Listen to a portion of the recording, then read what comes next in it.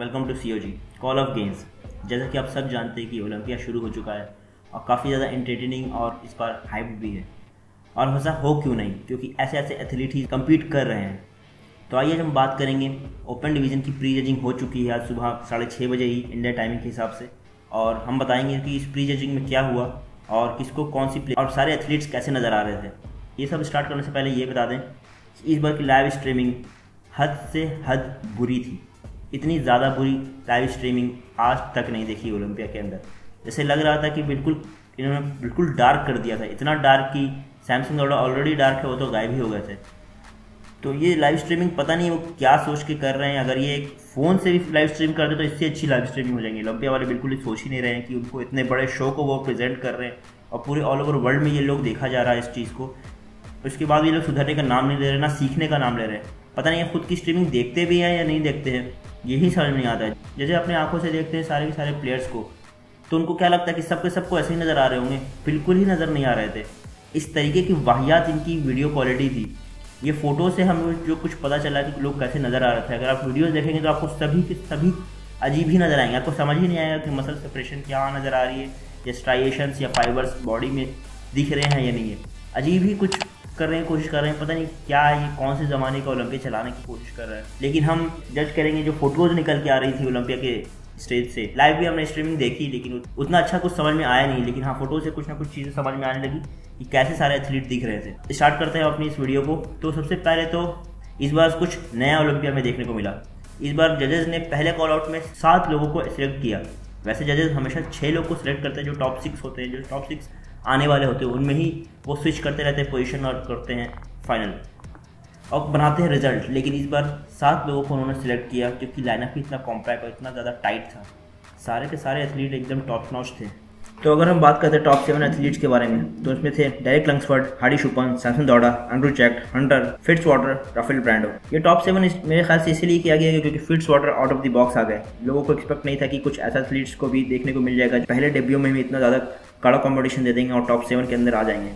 और उसके बाद फिर टॉप 3 तो पहले ही सिलेक्ट कर लिए गए, डेरिक, हार्डी और सैमसंग। इन तीनों के अलावा सेकंड कॉल आउट हुआ, जिसके अंदर देखने को मिले हमें विलियम बोनैक, वो भी काफ़ी ज़्यादा अच्छे नज़र आ रहे थे, क्योंकि इस लाइव स्ट्रीमिंग के बावजूद भी वो अगर अच्छे नज़र आ रहे थे मतलब वो सही में अच्छे थे। उसके बाद देखने को मिले हमें एंड्रू जैक्ट वैसे कि कहते हैं बिल्कुल जैक्ट थे, काफ़ी अच्छे थे।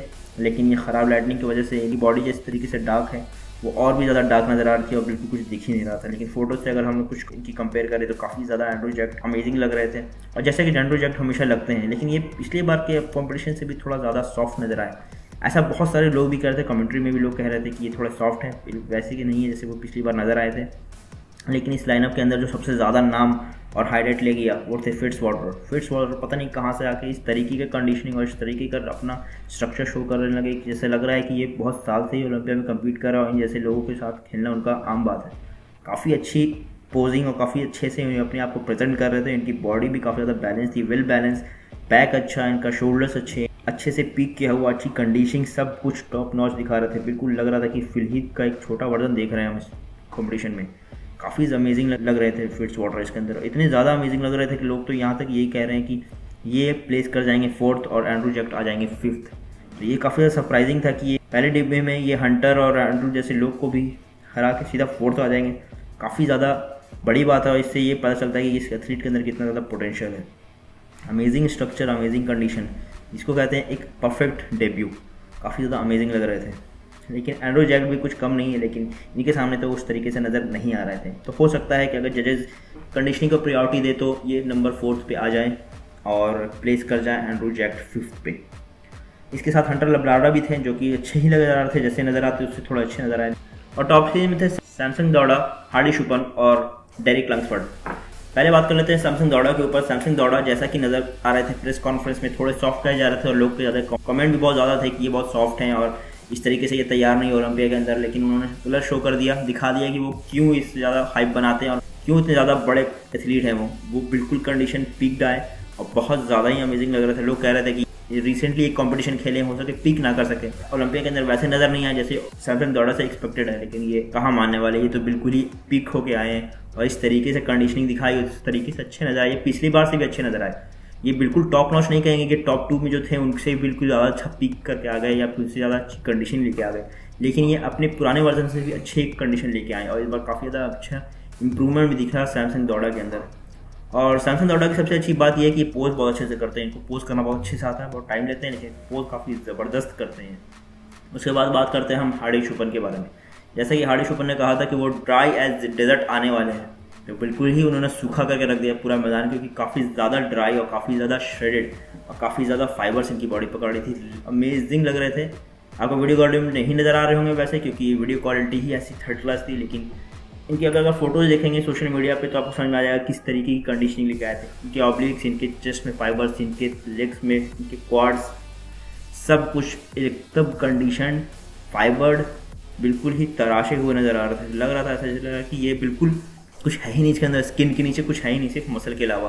काफ़ी ज़्यादा अमेजिंग और बिल्कुल ही एकदम कॉन्फिडेंस तरीके से ये अपने आप को प्रेजेंट कर रहे थे और काफ़ी अच्छे प्रेजेंट भी कर रहे थे इस बार। तो हार्डी शुपन तो काफ़ी ज़्यादा अमेजिंग थे प्री जजिंग में और देखने में ऐसा लग रहा था कि बस इनको कोई जिता दे टाइम ही तो अच्छा रहेगा।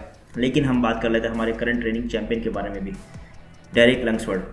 डेरेक लंग्सवर्ड भी इस बार जैसे कि प्रेस कॉन्फ्रेंस में नज़र आ रहे थे, लोग उनको कह रहे थे उस टाइम पे ही कि इनकी फेस इनका थोड़ा सा फूला हुआ है, तो हो सकता है इनकी बॉडी थोड़ा लगता है वाटर होल्ड करके रखी, वैसा ही ये स्टेज पे आए तो नज़र भी आया।